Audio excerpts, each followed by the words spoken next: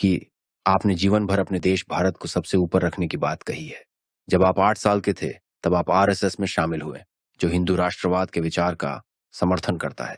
क्या आप आरएसएस के बारे में बता सकते हैं और उनका आप पर क्या प्रभाव पड़ा? आप जो भी आज हैं और आपके राजनीतिक विचारों के विकास पर उनका क्या प्रभाव पड़ा? देखिए, एक तो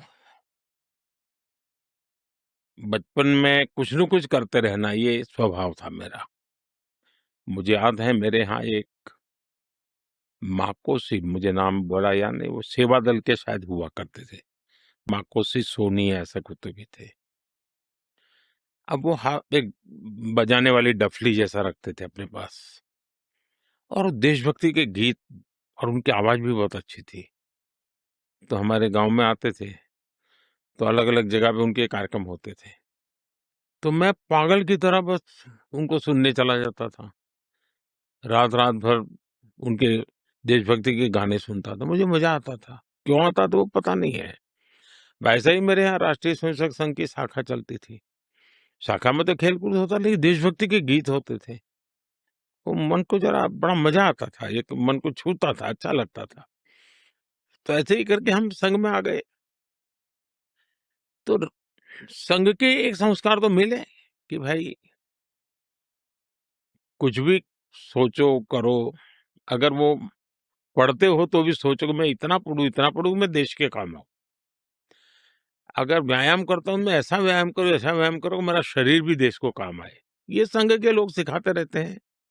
अब संघ एक बहुत बड़ा संगठन है, शायद अब उसके 100 साल हो रहे हैं, ये 100वाँ वर्ष है और दुनिया में इतना बड़ा स्वयंसेवी संगठन कहीं होगा ऐसा मैंने तो नहीं सुना है। करोड़ों लोग उसके साथ जुड़े हुए हैं। लेकिन संघ को समझना इतना सरल नहीं है। संघ के काम को समझने का प्रयास करना चाहिए और संघ स्वयं तो एक पर्पज ऑफ लाइफ जिसको कहे, इसके विषय में आपको एक अच्छी दिशा देता है।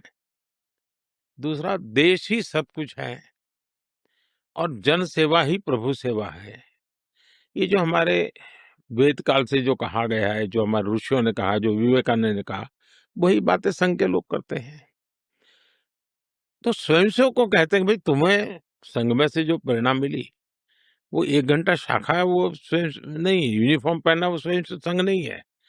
तुमने समाज के लिए कुछ करना चाहिए और वो उस प्रेरणा के आज ऐसे काम चल रहे हैं, जैसे कुछ स्वयंसेवकों ने सेवा भारती नाम का संगठन खड़ा किया है। ये सेवा भारती जो गरीब बस्तियाँ होती है, झुग्गी-झोपड़ी में गरीब लोग रहते हैं, जिसको वो सेवा बस्ती कहते हैं। मेरी मोटी-मोटी जानकारी है, करीब 1.25 लाख सेवा प्रकल्प चलाते हैं वो और किसी सरकार की मदद के बिना समाज की मदद से वहां जाना, समय देना, बच्चों को पढ़ाना, उनके हेल्थ की चिंता करना, ऐसे ऐसे काम करते हैं। संस्कार उनके अंदर लाना, उस इलाके में स्वच्छता का काम करना, यानी बिल्कुल 1.25 लाख एक छोटा नंबर नहीं है। वैसे कुछ स्वयंसेवक हैं, संघ में से ही गढ़े हुए हैं, वो वनवासी कल्याण आश्रम चलाते हैं और वो जंगलों में आदिवासियों के बीच में रह करके आदिवासियों की सेवा करते। 70,000 से ज्यादा वन टीचर वन स्कूल एकल विद्यालय चलाते हैं और अमेरिका में भी कुछ लोग हैं जो उनको लिए शायद $10 या $15 का डोनेशन करते हैं इस काम के लिए और वो कहते हैं कि एक कोका कोला नहीं पीनी है इस महीने, एक कोका कोला मत पियो और उतना पैसा ये एकल विद्यालय को दो। अब 70,000 एकल विद्यालय आदिवासी बच्चों को पढ़ाने के लिए करना, कुछ स्वयंसेवकों ने शिक्षा में क्रांति लाने के लिए विद्या भारती नाम का संगठन खड़ा किया। करीब 25,000 स्कूल चलते हैं उनके देश में और 30 लाख से छात्रा एट अ टाइम होते हैं और मैं मानता हूं तक करोड़ों विद्यार्थियों को और बहुत ही कम दाम में पढ़ाई हो और संस्कार को भी प्राथमिकता हो, जमीन से जुड़े हुए लोग हो, कुछ न कुछ हुनर सीखे, समाज पर बोझ न बने।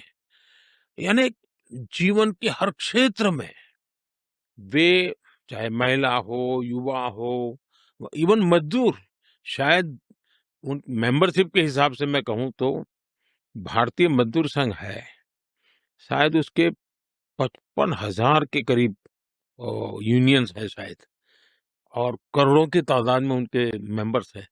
शायद दुनिया में इतना बड़ा लेबर यूनियन कुछ नहीं होगा। और सिखा कैसा जाता है?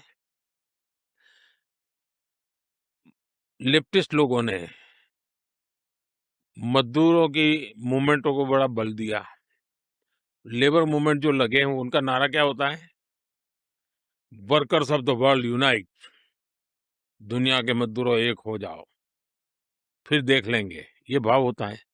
ये मजदूर संघ वाले क्या कहते हैं, जो आरएसएस की शाखा से निकले हुए स्वयं सेवक मजदूर संघ चलाते हैं, वो कहते हैं वर्कर्स यूनाइट द वर्ल्ड।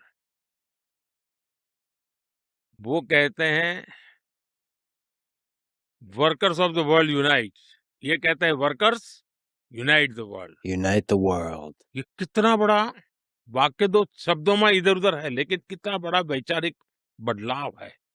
ये संघ की शाखा से निकले हुए लोग अपनी रुचि, प्रकृति, प्रवृत्ति के अनुसार जब काम करते हैं तो इस प्रकार के गतिविधियों को बल देते हैं। और जब इन कामों को देखेंगे तब आपको 100 साल में राष्ट्रीय स्वयंसेवक संघ ने भारत के